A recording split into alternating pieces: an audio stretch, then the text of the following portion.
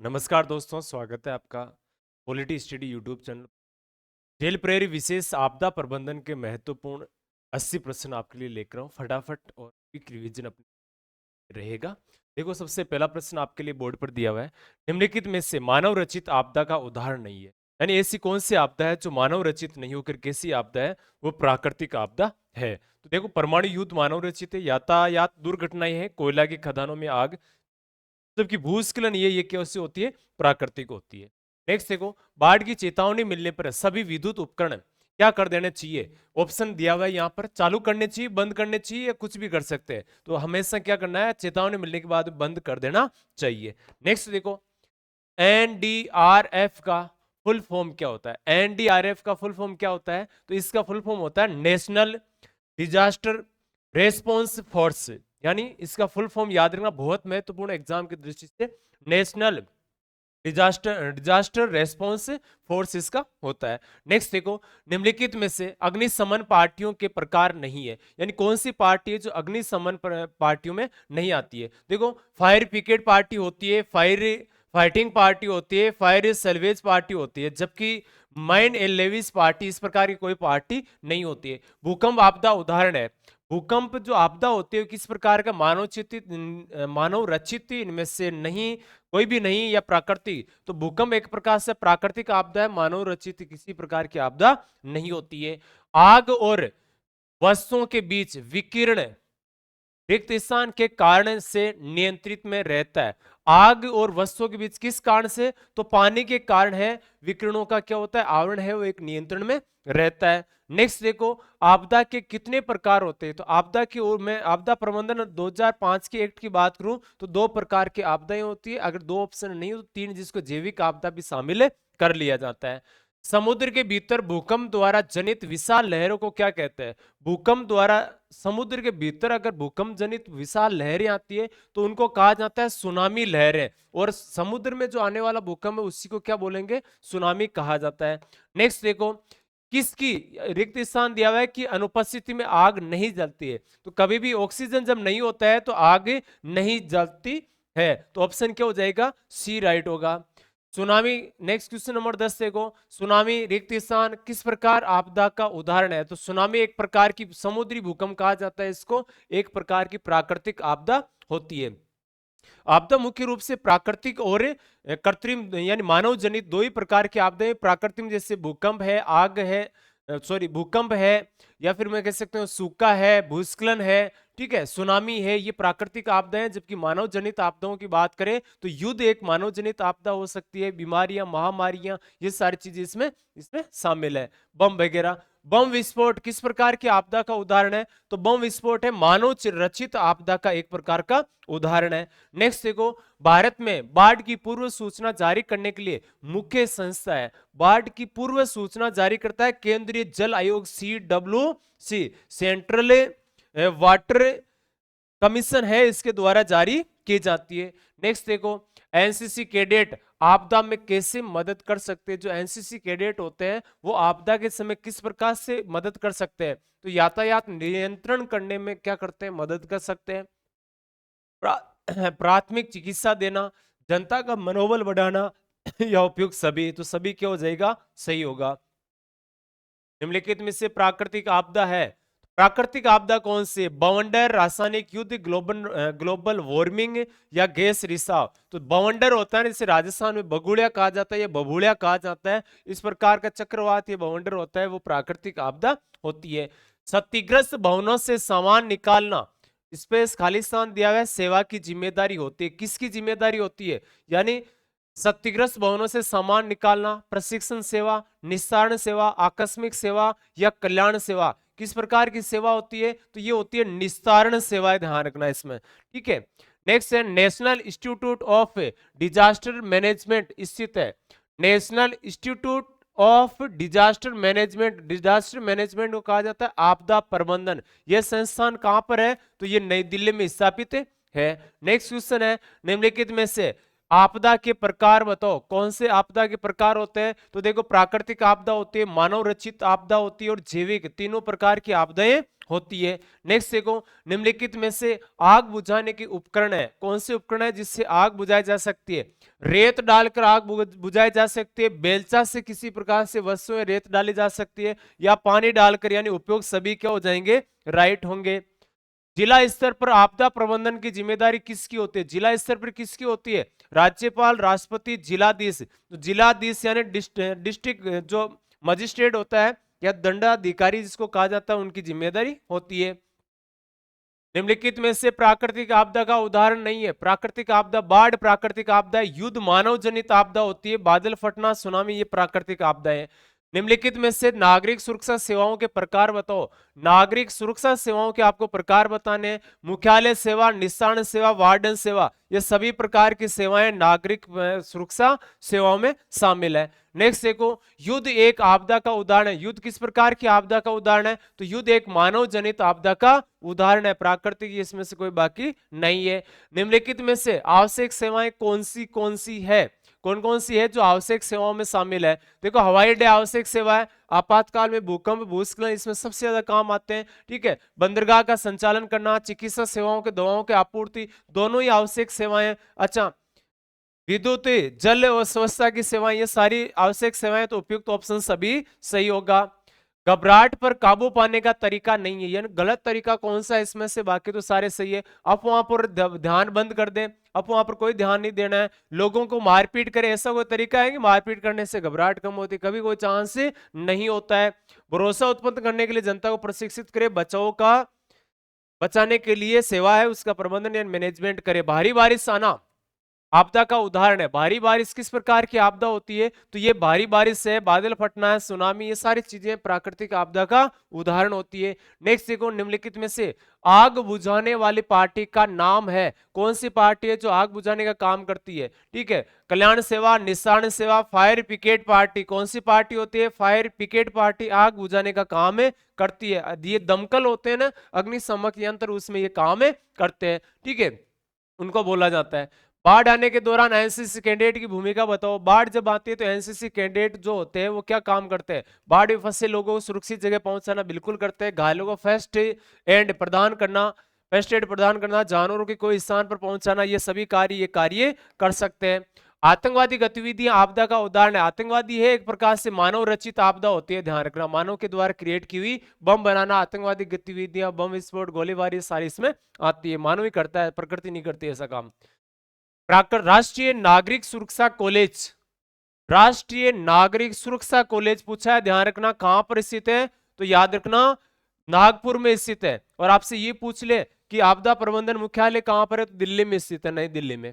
आपदा प्रबंधन के प्रमुख घटक है, प्रमुख घटक कौन से आपदा प्रबंधन के? आपदा के पूर्व सामुदायिक स्तर पर तैयारी करना, ये महत्वपूर्ण इसमें घटक होता है। यानी आपदा से पहले अगर आपको जानकारी मिल जाए तो चिकित्सा सेवाएं हैं या आपके मेडिकल है, जरूरी के सामान है, वो सारी चीजें इकट्ठे करके तैयार है कि कभी भी आपदा आ सकती है। ठीक है, नेक्स्ट देखो, मानव जनित आपदा के प्रभाव को कम करने के कौन से उपाय है? मानव जनित आपदा के प्रभाव को कम करने के कौन से उपाय है? तो इसमें देखो, भूमि उपयोग की जानकारी नहीं रखना, आपदा रोधी भवन का निर्माण करना, सामुदायिक जागरूकता पर ध्यान देना। सबसे खास बात ये सामुदायिक जो मानव जनित आपदा है उस पर ध्यान देने के लिए सामुदायिक जागरूकता पर थोड़ा ध्यान देना इसमें जरूरी होता है। ठीक है, निम्नलिखित में से आपको कौन आपदा प्रबंधन का प्रमुख घटक है वो आपको बताना है। आपदा पूर्व सामूहिक तैयारी करना, आपदा से पूर्व आपको सामूहिक रूप से मिलकर तैयारी करना सबसे जरूरी चीज होती है। नेक्स्ट देखो, मानव जनित आपदा के प्रभाव को कम करने का कारगर उपाय है। मानव जनित जो आपदा होती है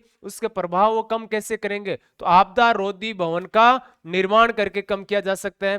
ठीक है, जोखिम क्षेत्र में बस्ती बनाना ही नहीं है, ऐसा करना ही नहीं है। सामुदायिक जागरूकता फैलाना, ऐसा क्या है? प्रभाव को अनजान में बने रहना, ये सारी चीजें इसमें शामिल है नहीं है। निम्नलिखित में से कौन धीमी गति से होने वाला परिवर्तन नहीं है? कौन सा परिवर्तन है धीमी गति से होने वाला नहीं है? और वो कौन सा है? भूकंप, अचानक होने वाली घटना, ध्यान रखना। भूस्खलन है, अचानक भी हो सकती है और धीमी भी हो सकती है, दोनों स्थिति इसमें होती है। अपरदन है, मृदा अपरदन है, मिट्टी एक साल दूसरे साल धीरे धीरे आगे खिंच सकती है। निम्नीकरण, ये भी नहीं होता है अचानक से। निम्नलिखित में से तीव्र गति से होने वाला परिवर्तन कौन नहीं है? कौन सा परिवर्तन है जो तीव्र गति से नहीं होता है, और वो कौन सा है? अपरदन, हमेशा धीरे धीरे होता है। ज्वालामुखी विस्फोट अचानक होता है, भूकंप सुनामी सब अचानक आते हैं। निम्नलिखित में से कौन सीमित क्षेत्र को प्रभावित करने वाला परिवर्तन है? सीमित क्षेत्र को प्रभावित करने वाला ओजोन परत से बहुत बड़े क्षेत्र में आता है ये। तूफान, तूफान कुछ ही क्षेत्रों में आते हैं, सारे जैसे पूरा क्षेत्र प्रभावित इससे नहीं होता है। नाभिकीय विखंडन बहुत बड़े क्षेत्र को प्रभावित करता है। भूमंडलीय उष्मीकरण ये भी प्रभावित करता है बड़े क्षेत्र को। विस्तृत क्षेत्र को प्रभावित करने वाला परिवर्तन निम्नलिखित में से कौन सा नहीं है? विस्तृत का नहीं है, बाकी एक छोटा सा है, ठीक है। टोर्नेडो ये ये धाराओं से संबंधित मामला, ये थोड़े क्षेत्र को क्या करता है? प्रभावित करता है। नाभिकीय विखंडन भूमंडलीय ओजोन से ये बड़े क्षेत्र को क्या करते हैं? प्रभावित करते हैं। निम्नलिखित में कौन मानव जनित आपदा का कारण नहीं है? कौन सा है जो मानव जनित आपदा का कारण नहीं है? कौन सा नहीं है? बांधों का टूटना, जातीय दंगे, प्रदूषण, सड़क निर्माण। तो कौन सा नहीं है? देखो पूछा क्या, मानव जनित आपदा का कारण नहीं है। सड़क निर्माण मानव जनित आपदा का कारण है, निर्माण कर रहे हैं, इसमें आपदा कहां से हो रही है? ठीक है। बाकी तो जाति दंगे मानव फैलाता है, प्रदूषण कर रहा है, बांध ऊपर तोड़ने का काम भी कर ही देता है कभी कभार। निम्नलिखित में से कौन मानव जनित आपदा है? कौन सी मानव जनित आपदा है? नाभिकीय विखंडन, विनाशकारी रसायनों का फैलना और बांधों का टूटना, सभी सही है इसमें। निम्नलिखित में कौन सी आपदा है पूर्व प्रबंधन से संबंधित है? पूर्व प्रबंधन, आवश्यक वस्तुओं का भंडारण करना पूर्व प्रबंधन से संबंधित है। प्रबंधन से यानी मैनेजमेंट से पहले तैयारी कर लेना, ये चीजें मोस्टली याद रखा जाता है। युद्ध स्तर पर राहत कार्य वगैरह बाद में होती है, ये संगठन वगैरह बाद में सहयोग लेते हैं, प्रभावित लोगों को पुनर्वास बाद में होता है। राहत कार्य चलाना आपदा के किस चरण से संबंधित है? राहत कार्य चलाना आपदा के समय प्रबंधन से संबंधित होता है, ध्यान रखना, बाद नहीं पहले। आपदा प्रभावित लोगों का पुनर्वास आपदा के किस चरण से संबंधित है? पुनर्वास किस चरण से संबंधित है? आपदा प्रभावित लोगों को बसाना, तो बसाए कब जाता है? आपदा से घर बिछड़ेंगे तो बाद की बात आ जाए, आपदा बाद की बात है। भारत में आपदा प्रबंधन अधिनियम किस वर्ष बना था? तो ये बना था सन 2000 ईस्वी में, 2005 ईस्वी में, सॉरी। भारत में किस वर्ष सुनामी संकट आया था? भारत में सुनामी संकट आया था 2004 में, बड़े स्तर पर प्रभावित किया था इन्होंने। देश का सबसे बड़ा प्रबंधक कौन है? सबसे बड़ा प्रबंधक होता है प्रधानमंत्री। हमेशा प्रधानमंत्री जो कैबिनेट सचिव है उसके, हालांकि प्रधानमंत्री के तौर पे ये कार्य करता है, सारा कुछ प्रधानमंत्री के नाम से मैनेज करने में काम होता है कैबिनेट सचिव का, मुख्य सचिव जो होता है केंद्र में। कोसी नदी की बाढ़ किस वर्ष उत्तर बिहार में आई थी? कोसी नदी पर अक्सर बाढ़ आती है, लेकिन 2008 में बड़ी भयंकर बाढ़ आई थी। अंतरराष्ट्रीय सुनामी सूचना केंद्र, इसलिए अंतरराष्ट्रीय सुनामी सूचना केंद्र है होनोलुलु, नाम ही सुन लो, होनोलुलु। भोपाल गैस त्रासदी आपदा एक प्रकार की है, तो भोपाल में जो गैस त्रासदी हुई थी वो मानव रचित आपदा थी। नेक्स्ट देखो, जिस बिंदु पर भूकंप आता है उसके रूप में जाना जाता है, जिस बिंदु पर भूकंप आता है उसको भूकंप केंद्र बिंदु कहा जाता है या फोकस कहा जाता है। कौन सी नदी घटना सबसे बड़ी सुनामी उत्पन्न करती है? कौन सी नदी घटना है सबसे बड़ी? तो क्षुद्रग्रह और धूमकेतु को के प्रभाव ये क्या करते हैं? बड़ी सुनामी उत्पन्न करते हैं। आपको पता है कि ये भी क्या होता है, ये भी सुनामी के स्थिति में आते हैं। हम प्राकृतिक आपदा न्यूनीकरण के लिए अंतर्राष्ट्रीय दिवस के रूप में कब मनाते हैं? प्राकृतिक आपदा निवारण के लिए हम 13 अक्टूबर को अंतर्राष्ट्रीय दिवस के रूप में मनाते हैं। राष्ट्रीय आपदा प्रबंधन संस्थान कहाँ स्थित है? तो ये दिल्ली में, पहले भी इसकी बात हो चुकी है। आपदा प्रबंधन का गठन कब हुआ था? आपदा प्रबंधन का गठन हुआ था सन 2005 में, एक्ट भी 2005 का है। भारत की पहली आपदा प्रबंधन योजना किसने जारी की थी? पहली आपदा प्रबंधन योजना आई भी कोरोना कब थी? नरेंद्र मोदी के समय, यानी 2023 इसमें इस समय आई थी। नेक्स्ट देखो, इसमें कितनी हेक्टेयर भारतीय भूमि बाढ़ और नदी के कटाव से ग्रस्त है? तो लगभग 40 मिलियन हेक्टेयर भूमि है बाढ़ और कटाव के क्षेत्र से ग्रस्त है। सूचीबद्ध समय की अवधि के लिए किस एक घटना में सबसे बड़ा मौद्रिक नुकसान किस प्राकृतिक खतरे के परिणाम स्वरूप हुआ था? वो हुआ था चक्रवात की वजह से। नेक्स्ट देखो, भूकंप की तीव्रता की मात्रा को इंगित करती है। भूकंप की जो तीव्रता होती है वो किस मात्रा को इंगित करती है? प्रति सेकंड कंपन और ऊर्जा जारी करने की तीव्रता। नेक्स्ट देखो, लेक्रोइक्स से संबंधित निम्नलिखित में से किस प्रकार का ज्वालामुखी विस्फोट है? तो यह है लेक्रोइस्ट, किस प्रकार का होता है? तो स्ट्रोबोलियन विस्फोट होता है। नेक्स्ट देखो, इसमें प्रत्येक वर्ष आने वाले भूकंपों की अनुमानित सीमा है, तो यह हजारों की सीमा में भूकंप आते हैं प्रति वर्ष की बात इसमें पूछी हुई है। भूकंप की तीव्रता की मात्रा को इंगित करते हैं। तीव्रता की जो मात्रा होती है वो किसको इंगित करती है? तो ये ऊर्जा वापस रिपीट हुआ है। तो खराब तरीके से बनी इमारतों के पैमाने पर गिर जाती है। किस पैमाने की अगर इमारतें हैं वो गिर जाती है, तो 8 से 10 पैमाने पर बनी हुई इमारतें गिर सकती है भूकंप से। प्रमुख सुनामी से कम हाइपो सेंटर वाले भूकंपों से उत्पन्न होती है। कितने किलोमीटर? 30 किलोमीटर। एक भूकंप से उत्पन्न सुनामी तरंगों की संख्या सामान्यतः होती है कितनी? 10 से 12 तरंगे इसमें उत्पन्न होती है। नेक्स्ट देखो, जापानी में सुनामी का क्या अर्थ है? जापानी भाषा में हाइबर वेव कहा जाता है सुनामी को। नेक्स्ट देखो, ज्वार की लहरों का क्या कारण है? ज्वार की जो लहरें आती है वो समुद्र पर चंद्रमा का गुरुत्वाकर्षण बल का प्रभाव पड़ने के कारण ये लहरें आती है। सुनामी सबसे अधिक किस महासागर में पाई जाती है? सबसे अधिक किस महासागर में? तो सबसे ज्यादा आती है प्रशांत महासागर में। आपदा स्थल पर कंक्रीट के सामान और सेवाओं की डिलीवरी के लिए शर्तों में निम्नलिखित को छोड़कर सभी शामिल है। कौन से सभी शामिल है? तो देखो, एक इसको छोड़कर ड्यूटी पर या बंद होने पर स्पष्ट सीमांकन इस बात को छोड़कर शामिल है। चरम जलवायु, गर्म जलवायु, अच्छा गर्म ठंडा गीला आदि, रहने और काम करने के लिए भीड़ भाड़ और तंग हालात, गोपनीय कमी, सुरक्षा के खतरा, ये सारी चीजें शामिल है। आपदाओं का परिणाम अक्सर निम्नलिखित में से होता है किसके सिवाय छोड़कर? पुनर्प्राप्ति चरण के दौरान निरंतर जनता का ध्यान को छोड़कर बाकी सभी परिणाम इसमें होते हैं। मातृभूमि का विनाश होता है, आबादी विस्थापन होता है, पर्यावरण को भी नुकसान होता है। संकट प्रबंधन कार्य में कुशल सामाजिक कार्यकर्ता क्या करता है? तो बवंडर और इससे घटनाएं जैसे बाल शोषण, घरेलू शोषण, अपराध, इनको रोकथाम का प्रयास साइकोपैथोलॉजी के एक संकट के ट्रिगर करती है, यानी आत्महत्या का प्रयास ट्रक इसमें, ठीक है। कुशल सामाजिक इन सबको रोकने का प्रयास करते हैं। ये अभी सभी के साथ में इन सबको रोकने का प्रयास एक व्यक्ति करता है। नेक्स्ट देखो, इसमें संयुक्त राष्ट्र के अनुसार 1992 और 2000 के बीच दुनिया भर में प्रतिवर्ष लगभग कितनी आपदाएं होती है? दुनिया भर में लगभग 500 आपदाएं रहती है। रेजा और अल के अनुसार 20वीं शताब्दी में 25 सबसे बड़ी हिंसक घटनाओं में जान गंवाने वालों की संख्या की अगर बात करें तो लगभग 200 मिलियन होती है। नेक्स्ट देखो, आपदाओं के अलावा निम्नलिखित सभी सत्य, आपदाओं के अलावा कौन सा सत्य है? तो एक आपदा को हमेशा व्यापक मीडिया कवरेज प्राप्त होता है, सबसे सत्य बात ये होती है। नेक्स्ट देखो,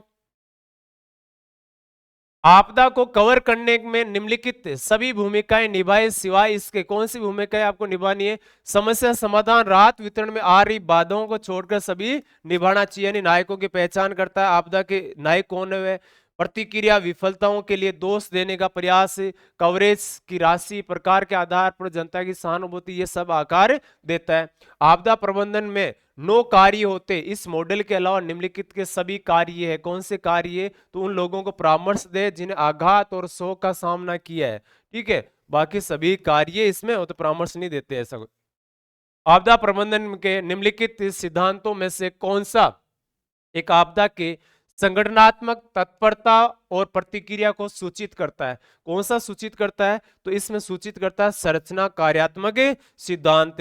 नेक्स्ट देखो, घटना स्थल की सुरक्षा, जीवन की रक्षा और घायलों के इलाज की जिम्मेदारी किसकी होती है? इलाज की जिम्मेदारी होती है प्रथम प्रतिक्रिया कर्ता, मानसिक स्वास्थ्य पेशेवर, सामाजिक कार्यकर्ता जो संकट बंधन में विशेषज्ञ हो, ये सभी नागरिकों की जिम्मेदारी होती है। ये महत्वपूर्ण आपदा प्रबंधन के 80 प्रश्न थे। आपको कमेंट ये करना है कि 80 प्रश्नों में से कितने प्रश्न आपने इसमें से राइट किए। और ये पीडीएफ है, आपको टेलीग्राम चैनल पर जो लिंक में मिलेगा उस पर मिल जाएगी।